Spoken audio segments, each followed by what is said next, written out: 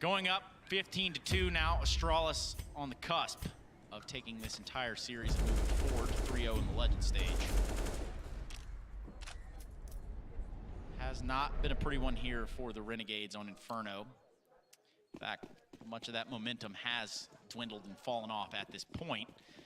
So they've got to buy up what they can into this round, Sean, and I guess pray to whoever they can. Yeah, Astralis rattling off 11 straight rounds at this point. These lanes. Keep to the It's side. not looking good if you're Renegades. Just ahead. No, it's not. Not to mention the fact that 5 AKs here on Astralis can pretty much dictate how they want to approach this. They can pretty much do whatever it is that they would like to do. And at least Liaz has something to say about that.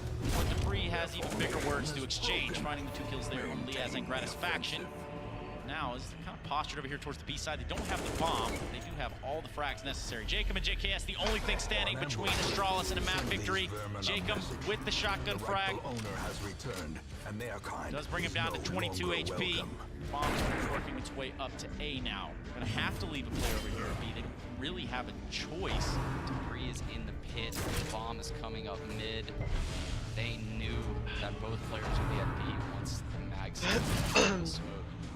I do not see a way that Renegades can retake this bomb site, but they have to try, Trace. So you're telling me that there's a chance, but ultimately the House of Cards has fallen.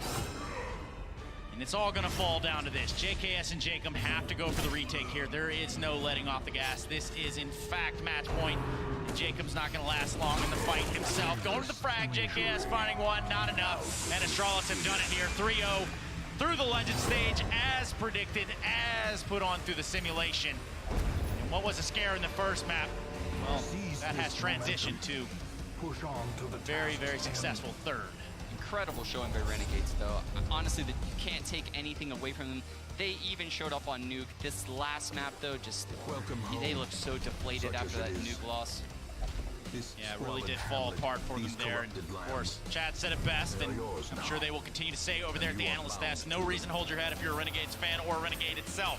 Let's go ahead and kick it over to those guys at the desk. Take it away, Alex. It would be my pleasure. Thank you very much. That's Stunner and Sean Gaines who brought you the action there in the commentary booth. Now we reflect. Astralis, they get what they desired. Glaive gave us the pleasure of a mid-series interview with Frankie, and actually we learned that his main goal, not only picking up the 3-0 to the next stage, but also doing it in the 3-0 fashion, enables him to have another 6 days, he said, 6 days to prepare and to get everyone back into that mindset coming into champion stage. It also means a lot coming into the next stage of the major, feeling comfortable and feeling confident. And I think Astralis, despite losing a map here to Renegades, I think they can be okay with the performance. You can be cruel and you can say that had Astralis won a pistol round on Mirage, they probably would have won that map, and we wouldn't have been standing here watching a 2-run series. We would have watched a 2-0 quite convincingly. So despite Renegades putting on a great show and a great performance, I think Astralis as well can be okay with the result.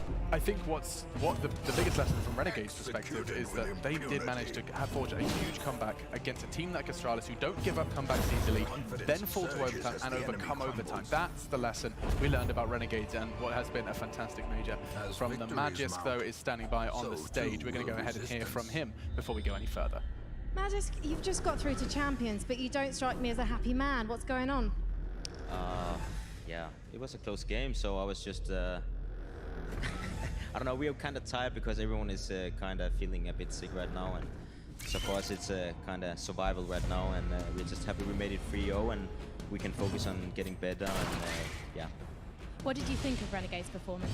I think they're playing really good CS, and they're definitely a team to look out for. We actually practiced against them before this major, and we were kind of surprised with how good they were, and they've been proving their worth this tournament as well, and I'm pretty sure they're gonna make it through to top 8 as well. Well, let's talk about the top 8 then. You are the defending major champions. Do you think you're going to be successful in defending that title? I mean, that's why we're here, right? I mean, we are playing good season moments, and there's definitely room for improvements right now, and we're not playing perfectly, but we're still confident in our own game, and if we play the best CS that we know we can, I'm pretty sure we have a chance, but obviously there's many good teams right now, and everyone is just trying to take us down, and yeah.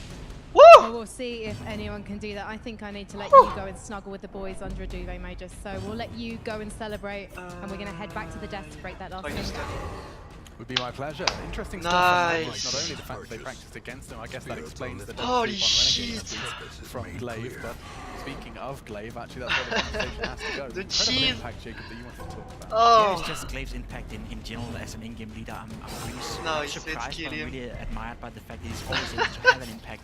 You often look to teams like Nice. or Ents for that matter, where in-game leaders who are definitely great at their job, but they don't have the same Finally. impact as a player, especially on a map like Inferno. I took the yeah. liberty to check out some stats, and the fact that Glaive is not only the best fragger the past 3 months for Astralis on Inferno, he's also the guy setting up the flash kill for all the other guys, averaging the most flash assists, averaging the most opponents flashed per second, and averaging pretty much all those statistics by a big margin of lead. So Glaive is so impactful, especially when it comes to Inferno, and given the fact that he's an I'm in-game so leader as well, happy, there's a I'm big so contrast when you happy. compare him to a Super from Navi, for example. Sure, and he's certainly using his utility to the absolute maximum. We didn't doubt that, though. We've seen Astralis' Inferno utility damage. Now, actually, speaking of Inferno, of course, that's the third map. Chad, you have got it up on the telestrator, and I assume that means something. Well, yeah, Renegade's on their T side, so I'm just going to head over here, Alex. Now, on their T side, they were having an approach. I just want to point out, first of all, what the guys from Astralis like to do. They do the 3 goes over towards B early to shut down Banana. You can see the utility that I put up on the screen here. Renegades, what they were doing was going for a mid pounce, but if they were a little bit quicker, what they actually could do is use the pop flash up through the mid smoke, and then try and isolate the 2 defenders on this A bomb site of Dupree or Magic or whatever setup that they're running, and then try and swarm in. The issue can be, because they were taking maybe an extra 10 to 15 seconds to do it than what they probably should have, the rotation had already come on in from the CTs, and a lot of the time there were already 4 players over towards this A bomb site, and they were just getting shot down. I like the approach, maybe just a little bit quicker next time. So that's default then. Is that truly how Astralis start their CT side? A lot of the rounds. Okay.